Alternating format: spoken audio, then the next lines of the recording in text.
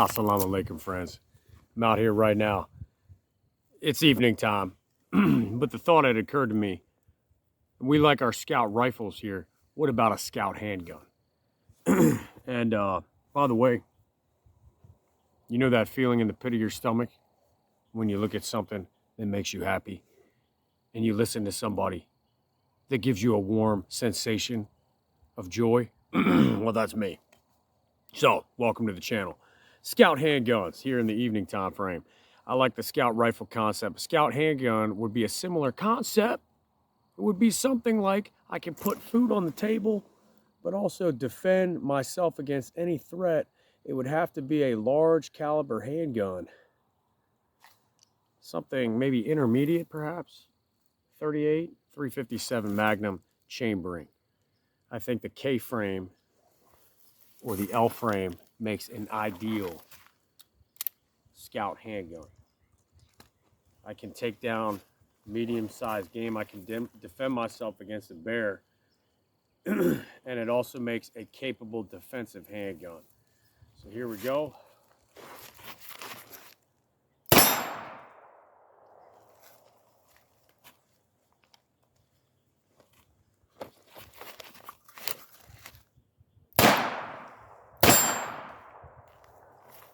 All right.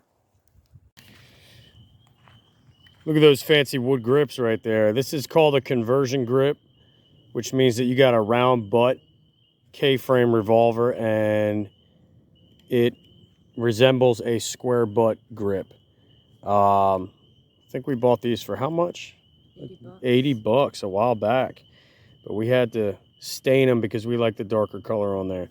So we talk about scout handguns. I do think the Combat Magnum K-frame, especially the modern version, the Dash 8, is a very good choice for a fighting revolver. Fits that bill. Big differences between this and the L-frame is that ball detent lockup system. You have a two-piece barrel. And then, of course, the shrouded ejector rod is not a full underlug, as you see in the L-frame. So this gun has a classic look. It feels good. But the L-frame has some advantages. That added weight on an L-frame, 686, makes it a little bit better to shoot magnums, I think. So I'm gonna hand that off to my stalker over there, and I'm gonna load this up and shoot a couple rounds. Talking about the gun, let me know in the comments, which do you prefer? Okay, for my Smith and Wesson people, K-frame or L-frame. They both have their advantages and disadvantages here.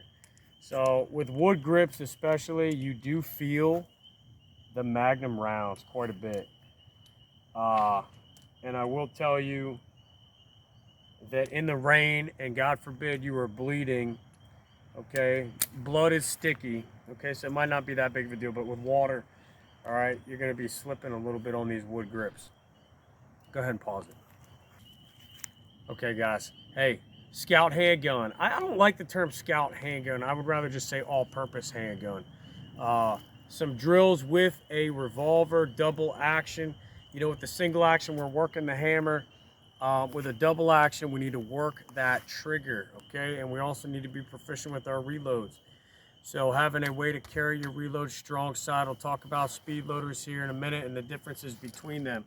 Two types of speed loaders, and I've done this before, but I just want to re-emphasize. HKS, more common. Safariland Comp 2 is better. All right?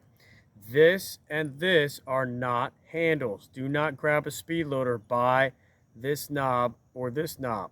We want to grab a speed loader by the body. And that's going to be more of a gross motor skill. So whenever we go for a reload, we want to grip it fingers ahead of bullet noses by the body. Line it in, and with an HKS, we're going to twist this as we're grabbing the cylinder. And then with this one, Safariland, we're going to grab the whole body, and once it's lined up, we're just going to shove the whole body in until it clicks and releases. So this is a release mechanism here. The release mechanism for this is actually in the star in the middle of the Safariland. This is a superior speed loader, trust me. All right, this is what I would prefer. So when we're doing our reloads, use gravity, hit the extractor rod, make sure we're inverting the barrel and then taking the barrel and putting it down. So what we're gonna do here with 6 rounds is we're gonna do hammer pairs. One sight picture, work the trigger twice, pop, pop, and then we'll do it at, let's see, 7, 10, and 15 yards. All right, so here we go. This is a hammer pair. Okay, and we'll simulate concealment by just covering up my holster here. Good. Okay, you really feel those magnums, man. Pop, pop. Now we're gonna back up. Okay, and we'll do it from 15 yards, and this time I'll do it Mexican style without a holster, just to get, sometimes we carry in the waistband, outside the waistband, it's gonna feel a little bit different. You might get work there. Okay, this is where the hammer pair is gonna be a little bit more challenging. Gun. Okay, pop, pop. All right. Now we're gonna do that hammer pair again and incorporate a reload quickly. I'll demonstrate the FBI technique. So right here, we're about 10, 15 yards away. We'll do it again. Gun. Ah, that's not an FBI technique. Oops. I was just doing my own little stress fire. Boom.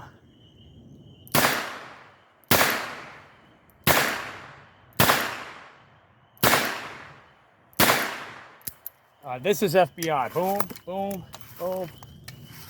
Just like that. Okay. FBI technique is actually pretty fast. We're going to come out with the gun, hit that extractor rod with our thumb, with the barrel pointed up as this hand is reaching for a reload. Stress fire technique, whether it's Masad Ayub, keeping your hand on the grip, hitting the extractor rod as Masad Ayub, okay, or a modified stress fire is where I come around and I hit the extractor rod one time with my hand. All the casings come out. Pause it. What's up? Gun! There you go. High.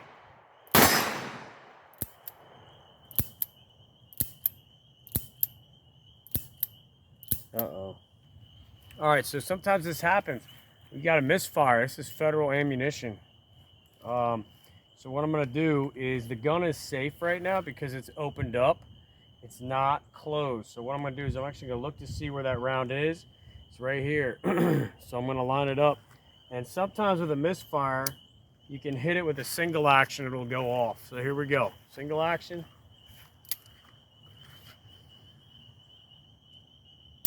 Oh, did not go off. How about that?